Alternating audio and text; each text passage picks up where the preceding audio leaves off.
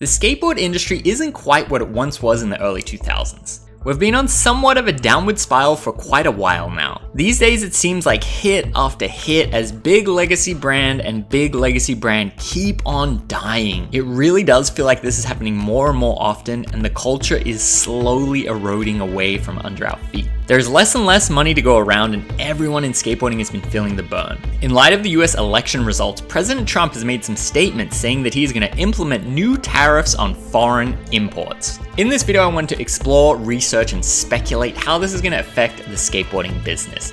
But before we get started, I want to make one thing very clear. What I love most about skateboarding is the freedom of the act itself. There's no rules in skateboarding. Your skateboard doesn't care about your age, gender, race, political stance, or even if you're a good or bad person. It is simply a piece of wood that you can flip around. Skateboarding really helps me escape the chaotic noise of the world right now and helps me be present in the moment. I've occasionally found people will even try to tell me skateboarding is inherently political, and I absolutely couldn't disagree more, but all you can do is smile, nod, and keep on pushing. Sorry for the rant, but I just want to make this very clear that this is not a political video. This is purely a video about the skateboarding industry and economics going forward in 2025. I am also absolutely not an economist, but I'm going to try my best in this video, and I'm going to try to research as best I can, but I'm sure I will get a bunch of stuff wrong, and I'm eagerly awaiting you correcting me in the comments. I would like you to share your opinions and discuss this topic too in the comments.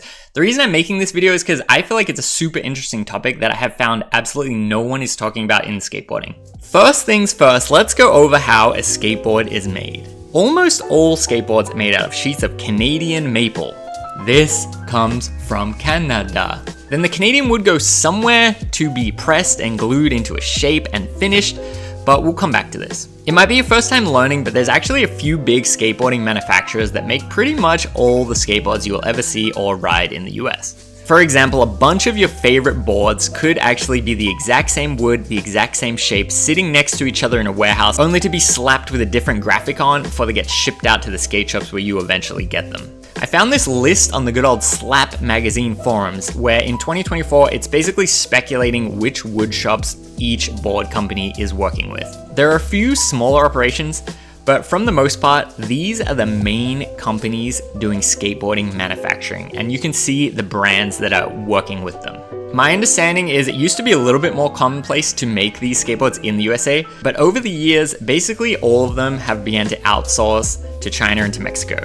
There's not really any grand conspiracy for this other than it is cheaper. In these other countries, they can create the boards for cheaper labor. So even though they have to ship it away and ship it back, it still ends up being cheaper than if they had to make the boards in the USA like they were previously doing. It's a little bit of a sad tale to see all the labor being outsourced, but skateboarding companies, they don't make a ton of money, and they kind of get into this tough situation between a rock and a hard place where it's like you must outsource your labor or your brand will die a noble death. This is a representation of which brands are working with which companies and which country the manufacturing of the skateboard is taking place. I gotta give a shout out to PAL and Skate One for being one of the biggest that make the boards in the US. I'm sure a bunch of these smaller ones are making boards in the US, and maybe there are some bigger ones that I've missed, and I do apologize for that. I'm trying my best to research this topic. I should probably also add that this is basically speculation because it is a little bit hard to get the skate brand to tell you which wood shop they're working for. Then when you look into the wood shop, it's a little bit hard to figure out which country the manufacturing actually is,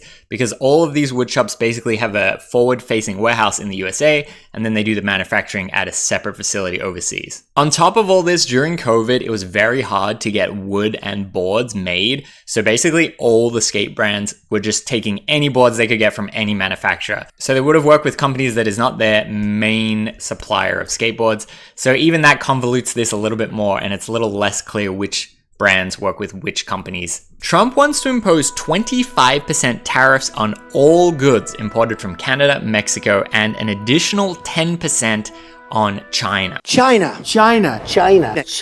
If you know how to tray flip, but not what a tariff is, no worries, all good. I'll give you the super brief explanation right now. Tariffs are a special tax placed on imported goods from other countries. They're added directly to the price of goods as the import takes place. But what does that mean in practical terms? Let's say you're in the market for a new car. You can't decide whether you want a BMW imported straight from Germany or a Chrysler right from here in the US of A. The prices of the cars themselves are competitive, but why do you end up paying more for the imported Beamer? It might be because of a tariff on imported cars. There's a few different reasons why a country would want to impose these tariffs, but we'll get to that in a minute. Trump actually did impose some new tariffs in 2018 against China. It was originally at 10%, but then it increased to 25%.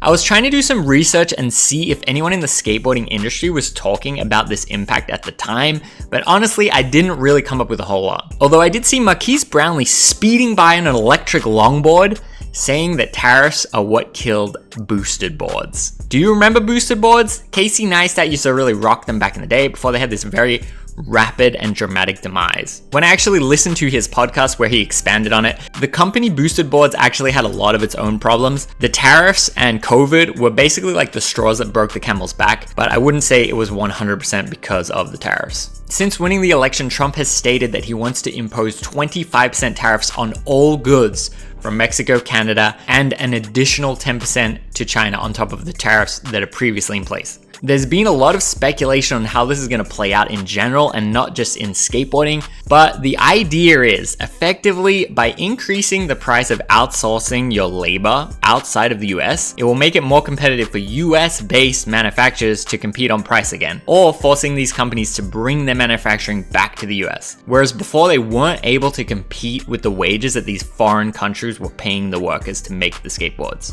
The theory, at least, is over the long run, this will be better for the US economy. Like him or not, Tim Pool has a skateboard brand that manufactures boards in the USA, and he had some interesting thoughts on it here.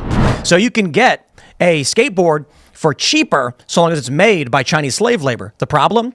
The American companies that used to make skateboards go out of business, and now people can't afford skateboards anymore. What really, really bothers me largely about the shipping off of skateboarding manufacturing to China is that basically skateboarding is dead in this country. What is now an Olympic sport, which used to be a massive multi-billion-dollar industry, is watching massive collapse across the board. One of the reasons, I think, is that all of it was outsourced to China.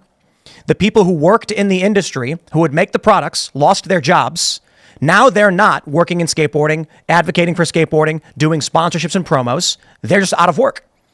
Ain't no Chinese factory is going to come to the United States and put on a skate demo for kids to get them to buy skateboards. So what ends up happening is all of these factories start going under, and now our culture, our economy, and everything is worse off for it. His physician is saying by effectively forcing all these wood shops to move back to the USA, it will create a bunch more skate-related jobs and build the industry from within the US because of this tariff. Then on the other side, people are speculating that these tariffs are too small to really give full incentive for companies to move their labor back to the US, and the 25% increase will just be passed on to you, the consumer. Although even if this 25% isn't passed directly onto the consumer, it would mean everything in skating is going to go up 25%, and the increase would likely be shared around, meaning less profit for skate brands, less profit for skate shops, less free boards to give to sponsored skaters, less money for marketing, for trips, to pay pros, and higher prices for the little shredder groms at the skate shop. Another possible scenario people have been speculating on is Trump won't actually impose these tariffs, and he's just kind of using it as a negotiating tactic to sort of scare the other countries.